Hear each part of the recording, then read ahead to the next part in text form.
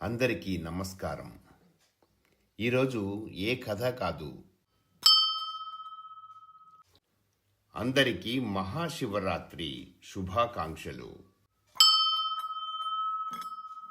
మాఘమాసం బహుళ చతుర్దశి తిథి 2026 ఫిబ్రవరి 15వ తేదీన సాయంత్రం 5:05 ప్రారంభమవుతుంది.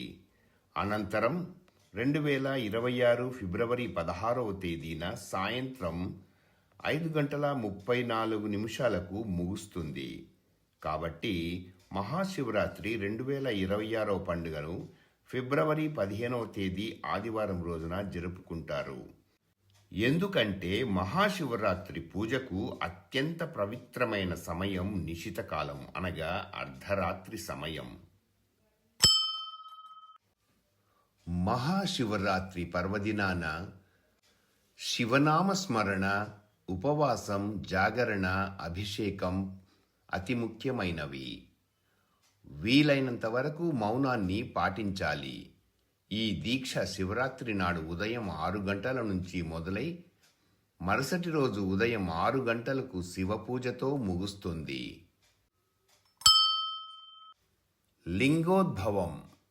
లింగోద్భవ సమయం.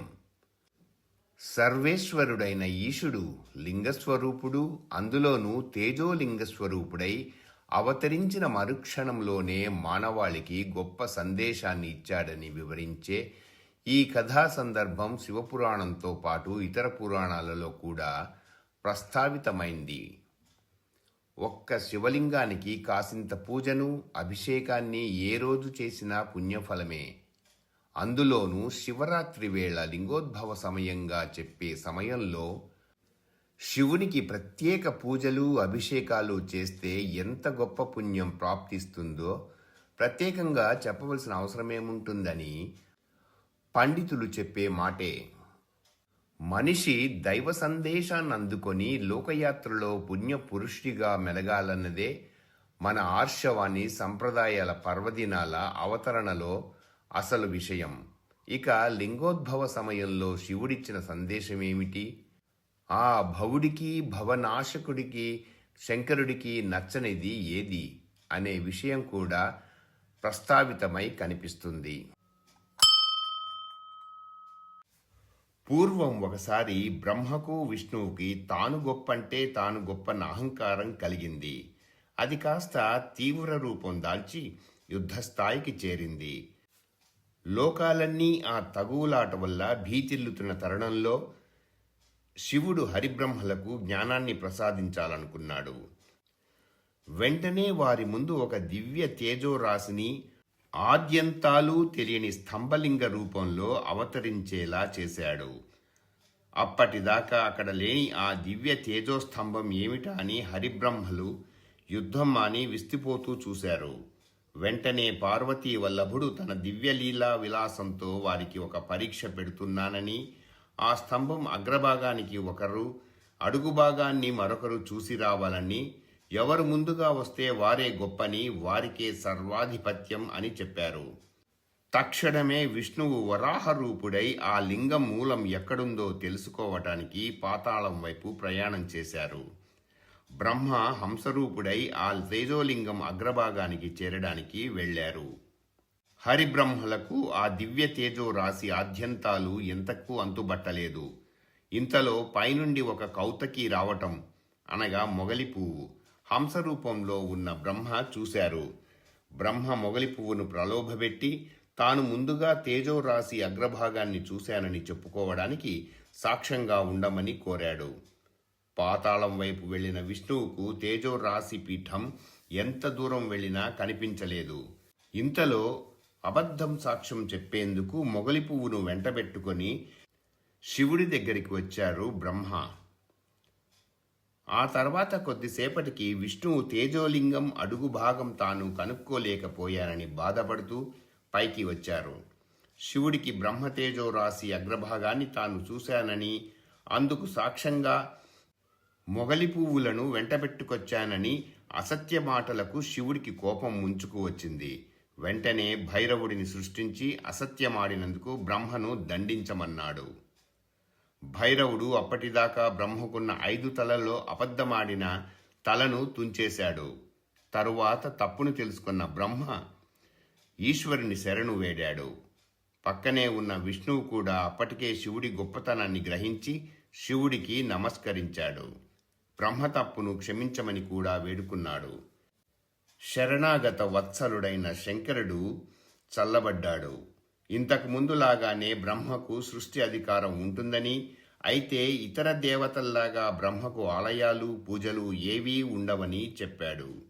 అబద్ధమాడకుండా వాస్తవాన్ని తెలిపిన విష్ణువు అందరి చేత పూజలు అందుకుంటాడని, స్థితికారుడిగా వెలుగొందుతాడని అన్నారు. అబద్ధపు సాక్ష్యానికి వచ్చినటువంటి మొగలి పువ్వు పరిపరి విధాల శివునికి ప్రణమిల్లింది. భక్తవత్సలుడైన శివుడు అప్పుడు కొంత శాంతించి, శివపూజకు పనికి రాకపోయినా శివభక్తులు మాత్రం మొగలి పువ్వును ధరిస్తారని, అలా జన్మను చరితార్థం చేసుకోమని చెప్పి అంతర్ధానమయ్యాడు. ఎంతటి వారైనా అసత్యమాడితే పాప ఫలితాన్ని అనుభవించాల్సి ఉంటుందని తెలియజెప్పే సందేశం ఈ కథ ద్వారా మనకు తెలుస్తోంది. మానవులంతా సత్యమార్గంలోనే నడుచుకోవాలన్న ఈశ్వర సందేశం ఇక్కడ కనిపిస్తోంది.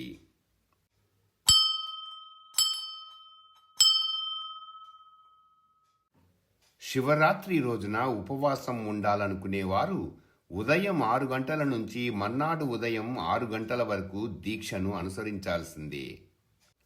అలాగే జాగరణ కూడా సాయంత్రం 6 గంటల నుంచి మర్నాడు ఉదయం 6 గంటల వరకు చేయాల్సి ఉంటుంది. జన్మకో శివరాత్రి అంటారు. ఇలా ఒక్క రోజైనా జాగరణ చేస్తే ఇంద్రియాలపై నిగ్రహం వస్తుందనే ఆలోచనతో ప్రత్యేక వ్రతాలను ఆచరించే సమయంలో జాగరణ తప్పనిసరి అనే నియమాన్ని పెట్టారు పెద్దలు. శివుడు అభిషేక ప్రియుడు. అది కూడా రకరకాల పానీయాలతో కాకుండా కేవలం నీటితోనే అభిషేకించడం అన్నింటికన్నా ఉత్తమం. ఈ సంవత్సరం మహాశివరాత్రి ఆదివారం రావడం ఎంతో విశేషం. అఘము అంటే పాపం, మాఘం అంటే పాపాలను నశింపచేసేదని అర్థం. అలాంటి మాఘమాసంలో సూర్యారాధన ఎంతో విశేషమైనది. సూర్య సంబంధిత ఆదివారం రోజు మాఘమాసంలో మహాశివరాత్రి రావడం విశేషం. సూర్యుడికి రుద్రుడు అధిదేవత అని, అలాంటి మాఘపు ఆదివారం మహాశివరాత్రి సందర్భంగా సూర్యారాధన శివారాధన కలిపి ఆచరించడం వల్ల పాపాలు తొలగుతాయని విశ్వాసం. ఆదివారం మహాశివరాత్రి రావడం వల్ల శివారాధన చేసిన వారికి అనారోగ్య సమస్యలు తొలగుతాయి, పితృదేవతలు తరిస్తారు. శివారాధన వల్ల ఆరోగ్యం, ఆయుష్, యశస్సు, కీర్తి, విజయాలు దక్కుతాయి. నవగ్రహాలకు నాయకుడైనటువంటి రవి సంబంధం ఉండడంతో సూర్యారాధన శివారాధన చేసిన వారికి శత్రుపీడ, గ్రహబాధలు తొలగి శుభాలు కలుగుతాయి. ఈ శివరాత్రి రోజున ఉపవాసం, జాగరణ, ఓం నమః శివాయ మంత్రజపం, రుద్రాభిషేకం, బిల్వార్చనతో పాటు దానం వంటివి చేస్తే పాపాలు తొలగి ఆరోగ్యం, ఐశ్వర్యం, సంతానం, మానసిక ప్రశాంతత, మోక్షి ప్రాప్తిస్తాయి. అందరికీ మరొకసారి మహాశివరాత్రి శుభాకాంక్షలు. ఈనాటి సంభాషణ ఇంతటితో ముగిస్తున్నాను. తిరిగి రేపు మీ ముందుకి మరొక కథతో వస్తాను.